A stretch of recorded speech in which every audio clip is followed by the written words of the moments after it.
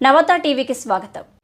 మండల కేంద్రం శంఖవరంలో గల అతి పురాతనమైన శ్రీ సీతారామస్వామి వారి ఆలయం జీర్ణావస్థకు చేరుకోవడంతో పునర్నిర్మాణానికి రాష్ట్ర దేవాదాయ ధర్మదాయ శాఖ 66,66,000 రూపాయల నిధులు మంజూరు చేసిందని టీడీపీ రాష్ట్ర కార్యదర్శి అన్నవరం దేవస్థానం పాలకమండలి సభ్యుడు పర్వత సురేష్ తెలిపారు.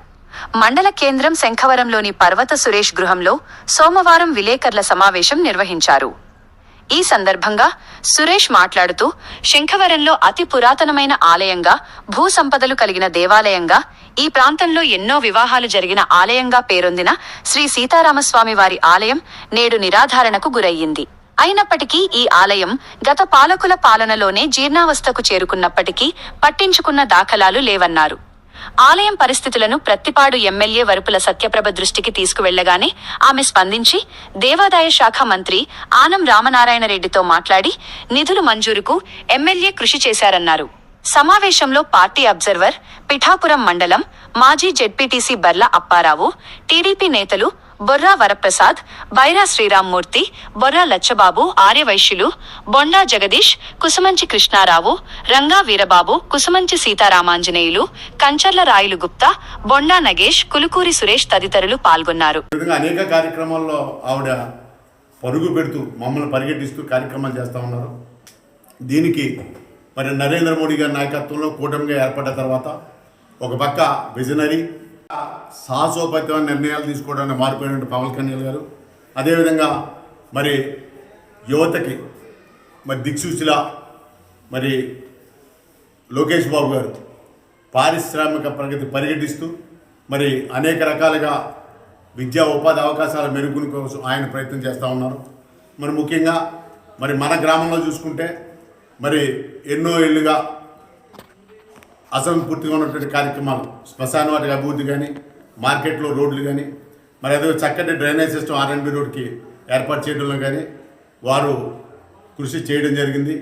వారికి తెలుగుదేశం పార్టీ రాష్ట్ర కార్యదర్శిగా, మరి అన్నవరం దేవస్థానం ట్రస్ట్ బోర్డు సభ్యుడిగా, మరి మా అభివృద్ధి ప్రదాత మరి మాజీ శాసనసభ్యులు స్వర్గీయ పర్వత సుబ్బారావు తరపున కానీ, నా రాజకీయ గురువు స్వర్గీయ పర్వత చిట్టుబాబు తరపున కానీ నా సోదరీమణికి హృదయపూర్వక ధన్యవాదాలు తెలియజేస్తా ఉన్నా.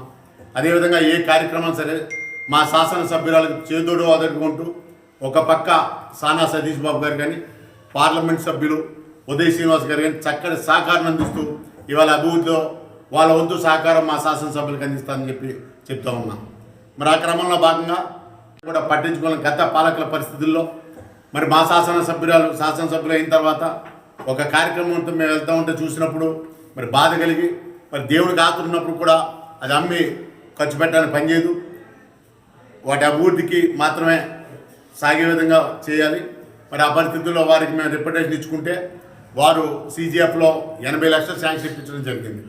కానీ ఇక్కడంతా కూడా మరి హరిజన గిరిజన బడుగు బలహీన వర్గాల ప్రాంతం, ఇది పూర్తి వ్యవసాయం మీద ఆధారపడిన ప్రాంతం అని చెప్పి మళ్ళా మేము మా శాసనసభ్యుల ద్వారా మరి దేవాదాయ శాఖ మంత్రికి కానీ మరి ముఖ్యమంత్రి గారికి కానీ విజ్ఞప్తి చేసుకుంటే మరి 33% నుంచి 16.675%, అంటే ఆ రోజు మనం కట్టవలసింది 26,40,000 కట్టమని చెప్పి మనకు ఆర్డర్ వస్తే మరి మేమంతా కూడా గ్రామ పెద్దలందరూ కూడా వెళ్ళడం జరిగింది.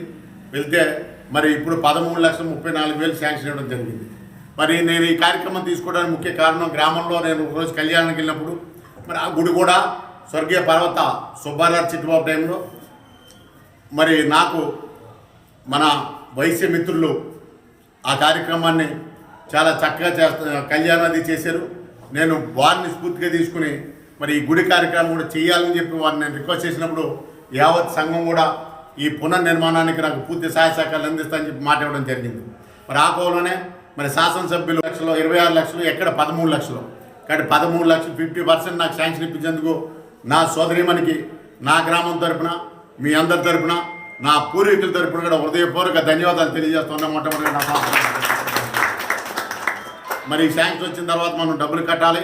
నేను మొట్టమొదటిగా మరి ఏదైనా సరే షావుకారులు పోనీ మంచిదని నేను గతంలో విన్నటువంటి వాచ, కాబట్టి వారిని ఇంకోటి ఏంటంటే నేను కానీ కొంతమంది పెద్దలు కానీ దానికి గౌరవ అధ్యక్షులుగానో గౌరవ సభ్యులుగా ఉంటాం మాత్రమే తప్ప ఆర్థిక వ్యవహారాలన్నీ కూడా మీ సంఘం ఆధ్వర్యంలో ఆ గుడి పునర్నిర్మాణం జరగాలని చెప్పేసి నా కోరిక. మా పెద్దల కోరిక, మా శాసనసభ్యుల కోరిక, మేమందరం కూడా ఒక ఆలోచన రావడం దయచేసి నేను కూడా నేను అది చేపట్టవలసిందిగా మీ సంఘాన్ని నేను కోరుతా ఉన్నాను.